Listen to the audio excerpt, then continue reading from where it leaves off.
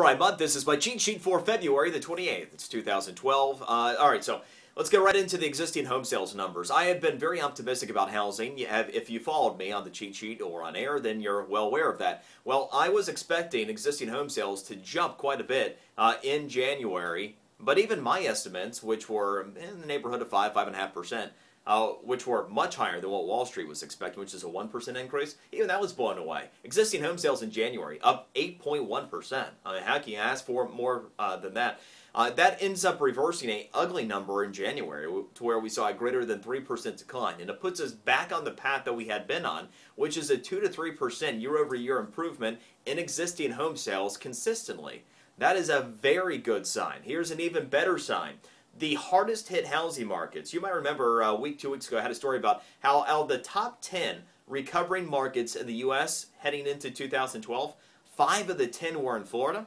Well, we're also seeing that hard hit markets as outside of Florida, like Phoenix, are starting to come back. Even Vegas is showing some signs.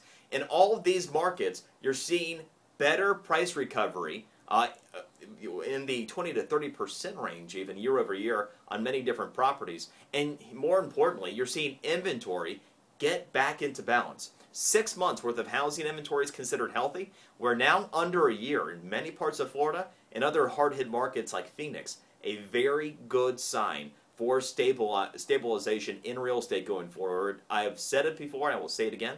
I think as an investor, real estate represents the best opportunity with your money where we currently are in today's environment. And if you're renting, it's time to buy if you plan on staying in this area or wherever you are for 3 years or more.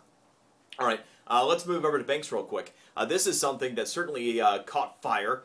The fees. The fees ended up sending us flying last year. We had a record number of people change banks in a year. Get this, just under 10%, 9.6% of us actually changed banks in 2011.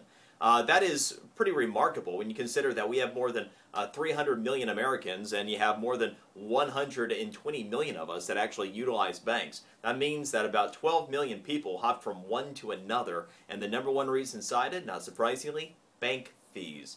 All right, here's another one for you. This one pertains to confusion, not over the fees, but over tax credits from the government on fuel-efficient cars. Certainly right now, as gas prices are skyrocketing and there's no end in sight, many people are starting to consider the fuel-efficient vehicles. Remember, going back to December, I said the time was then to go ahead and get this done if you're going to trade in. But it's still better to do it now than when we are at north of $4 a gallon gasoline if you want to get more fuel efficient. But know what you're buying. Many people are confused because there was a time, even a couple of years ago, to where if you bought a Prius or another hybrid, you were eligible for a fully refundable tax credit up to $7,500. Well, here's the thing. It's not there anymore. The tax credit for hybrids expired in 2010.